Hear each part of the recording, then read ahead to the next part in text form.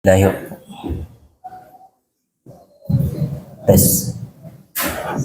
Bismillahirrahmanirrahim. Assalamualaikum warahmatullahi wabarakatuh.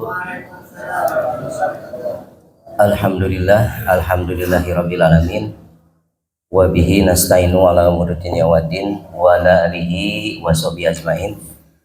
Asyhadu an la ilaha illallah wa asyhadu anna Muhammadar Rasulullah. Rabbi shrah li sadri wa yassir li amri wa hlul 'uqdatam min lisani yafqahu qawli, amma ba'du. Puji dan syukur marilah kita panjatkan ke hadirat Allah Subhanahu wa taala, yang mana pada pagi ini kita dapat bersilaturahmi, bertatap muka, kemudian melaksanakan sholat subuh secara berjamaah. Mudah-mudahan segala amalan kita di bulan Ramadan, mulai dari hari pertama sampai hari ini, hari ke-27 ya, ke-22 ya, mudah-mudahan diterima oleh Allah Subhanahu wa taala. Amin amin ya rabbal alamin. Salawat serta salam semoga tetap tercurah kepada junjungan kita Nabi besar Muhammad sallallahu alaihi wasallam, kepada para keluarganya, kepada para sahabatnya, juga kepada kita umat akhir zaman ini yang senantiasa mengikuti ajaran beliau. Amin amin ya rabbal alamin.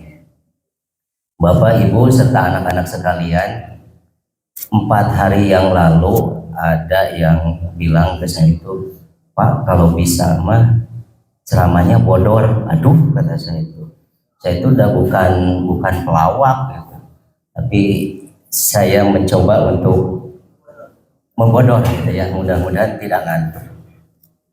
Baik bapak-bapak, ibu-ibu dan anak-anak sekalian, saya insya Allah akan membawakan kultum ini yang merupakan amanah dari panitia, dan alhamdulillah tadi Kang Ibo sudah menggantikan saya karena suaranya agak lumayan nih, kurang enak gitu ya di tenggorokannya. Mudah-mudahan disembuhkan, tinggal sedikit lagi.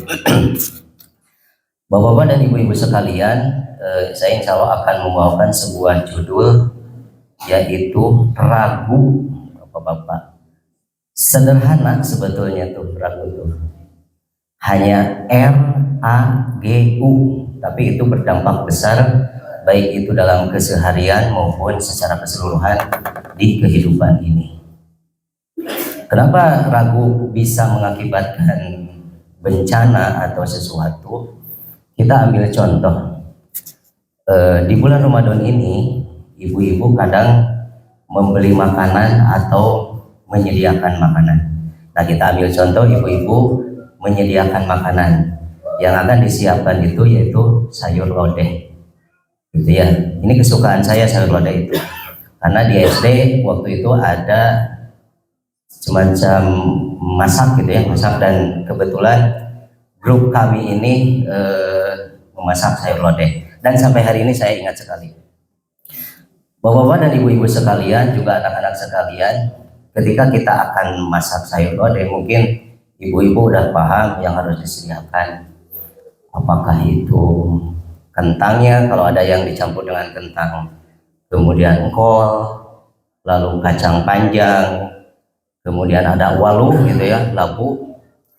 Setelah itu ada tahu atau tempe diiris-iris, kemudian apa tuh Pak? Melinjo atau emping gitu ya. Baik itu melinjonya maupun daunnya, kalau tangkalnya mah enggak ya gitu ya, enggak dimasukin. Kemudian perasan apa tuh, kelapa, nah santan ya, oh iya betul Pak Didik, santannya. Nah, jadi itu yang harus dipersiapkan. Nah, singkat cerita, ibu-ibu ini masak nih. Ketika masak berarti harus ada persiapan terlebih dahulu. Ibu-ibu berhias dulu, dandan sedemikian rupa sehingga ketika masak itu makanan lebih enak gitu ya, padahal belum tentu sebetulnya. Lalu ibu-ibu itu menyiapkan air rebusan gitu ya, kemudian satu persatu si sayuran-sayuran itu dimasukkan ke dalam air rebusan tersebut, dan singkat cerita tinggal dikasih bumbu. Nah, ternyata si ibu itu ragu. Di tengah perjalanan ketika masak itu, ibu-ibu ragu, apakah ini udah dikasih garam atau belum. Nah, akhirnya dikasihlah garam. Kemudian si ibu-ibu itu, karena ini bulan puasa, dicicipi dengan ujung lidah. Ternyata dalam bahasa Sunda itu molelel, Pak RW ya, pangset gitu ya. Nah ternyata itu pangset. Akhirnya si ibu jadi panik, dimasukinlah gula gitu ya. Ternyata yang dimasukin gula itu bukan, anggaplah ini gula merah, ternyata Pak Didik apa, tumbukan apa tuh, kacang. Jadi yang menyerupai baik gula merah atau ini kacang gitu. Akhirnya masukinlah, dicoba lagi sih gitu. Nah ternyata rasanya nggak karuan. Kemudian si ibu nyoba dengan nasi gitu ya, nggak karuan lagi. Nyoba dengan gehu bala-bala, nggak karuan lagi. Akhirnya si ibu batal gitu ya, karena segala dicoba padahal ini bulan puasa. Itu contoh kecil ketika kita ragu, maka masakan yang udah kita hidangkan ini kacau balau. Bukan sayur lodeh yang top deh, tapi sayur lodeh yang kacau deh gitu ya. Itu contoh yang pertama. Kemudian contoh yang kedua, ini untuk anak-anak nih. Ketika kita akan menghadapi ujian, kemudian anak-anak tidak belajar, maka hasilnya karena ragu nih gitu ya untuk mengisi soal-soal yang ada di depan kita, akhirnya ngitung kancing gitu ya. Iya, kalau kancingnya komplit, ini kancingnya ada coplok yang 2. Ketika kita ngitung nih anak-anak nih, 1, 2, 3, aduh coplok nih kancingnya, jadi bingung gitu. Akhirnya jawabannya kemana-mana dan hasilnya menjadi jelek. Itu kancing udah dihitung, kemudian juga udel yang nonjol juga dihitung, ini jadi nggak karuan.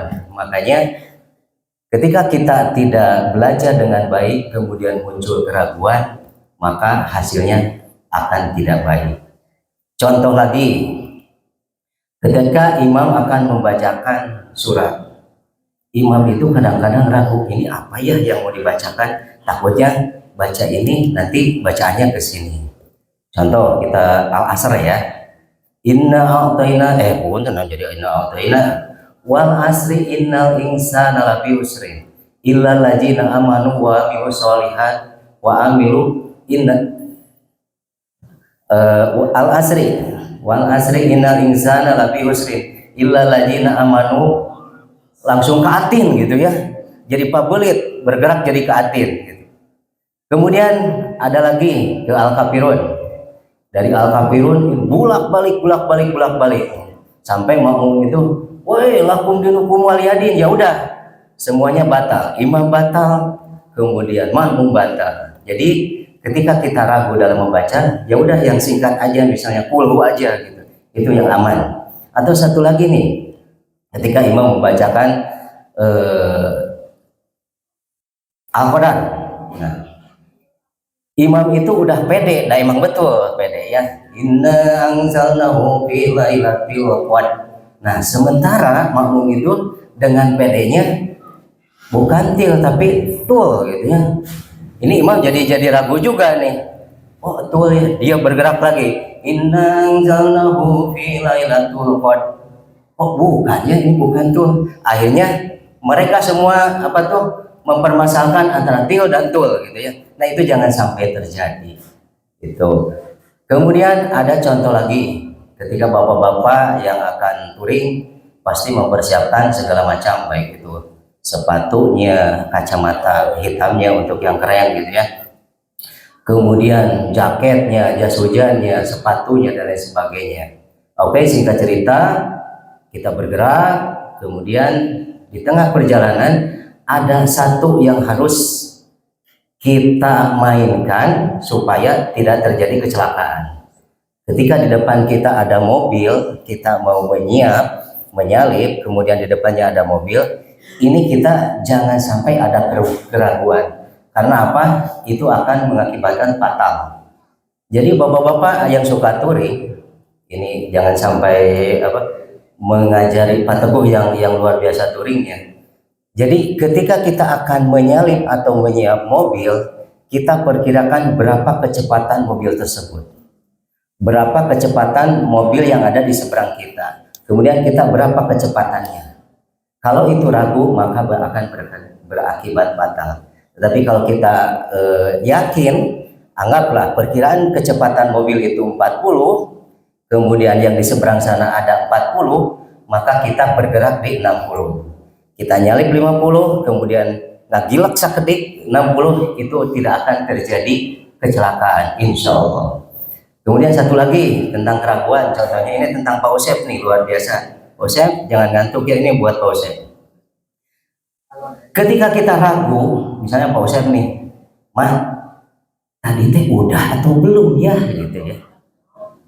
Nah, dari Bapak, ente Bapak masa ragu ya teh, atau Pak, sorry ibu nanti, acan gitu nya. Udah gitu, nyatu kemana mau diulang deh, nyatu satu kebius lah gitunya diulang. Itu hanya Pak Usep yang bisa mengartikan dan bapak-bapak yang tersenyum gitu ya. Jadi itu mah bukan keraguan tapi kebahagiaan untuk Pak Usep. Ya, oke. Baik bapak-bapak dan ibu-ibu sekalian, anak-anak sekalian, ada 3 hal yang tidak boleh ragu dalam kehidupan ini. A'udzubillahi minasyaitonirrajim. Bismillahirrahmanirrahim. Zalikal kitabul la raiba fihi hudal lil muttaqin. Yang pertama yaitu tidak ada keraguan sedikit pun di kitab ini sebagai petunjuk bagi orang-orang yang bertakwa. Ini menunjukkan bahwa ini tentang Al-Qur'an. Apalagi di bulan Ramadan ini Quran menjadi sebuah apa tuh? Hudalinas, bukan hudalin.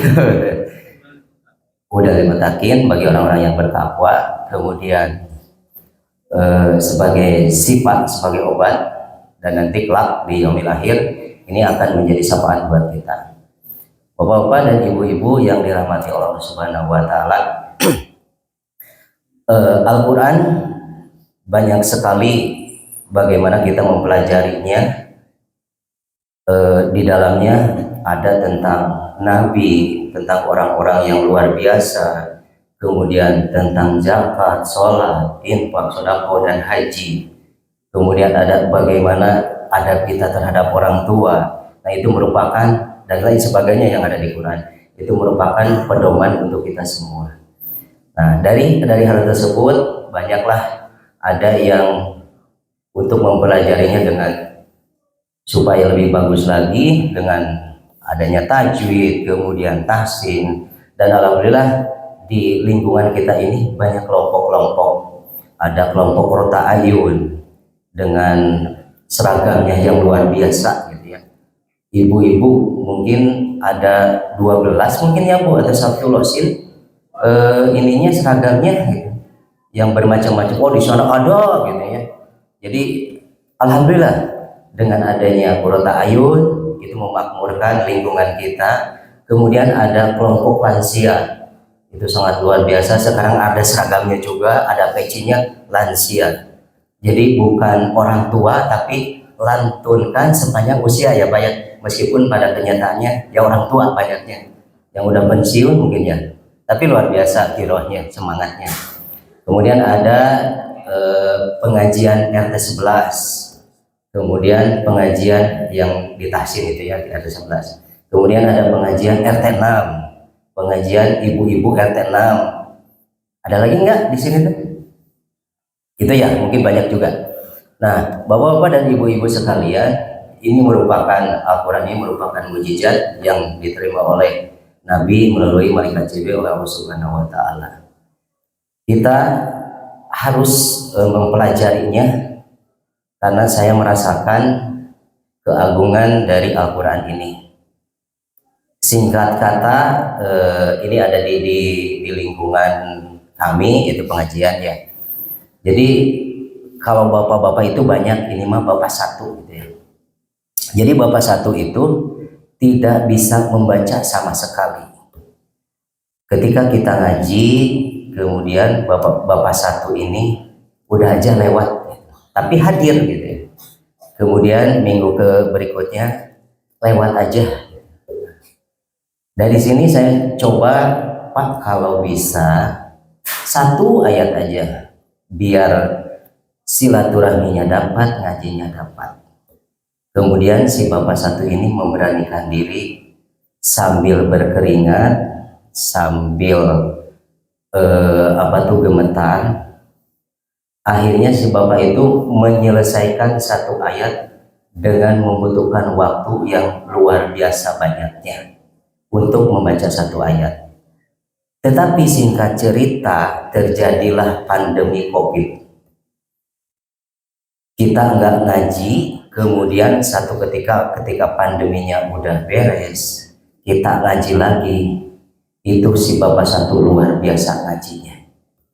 Saya nggak tahu apakah beliau langsung berburu atau lihat YouTube atau apapun itu. Ternyata ketika pandemi luar biasa hikmahnya bagi si bapak satu itu. Inisialnya nggak perlu dikasih tahu, namanya nggak perlu dikasih tahu, nomor rumahnya nggak perlu dikasih tahu. Tapi yang luar biasa itu, dengan semangat belajarnya si bapak satu itu mempunyai lagam juga yang luar biasa. Sementara kita lagamnya ada lagam yang tasik gitu ya, klasik, ada lagam bayati, apa gitu ya, banina atau siapa gitu ya. Itu luar biasa sekali.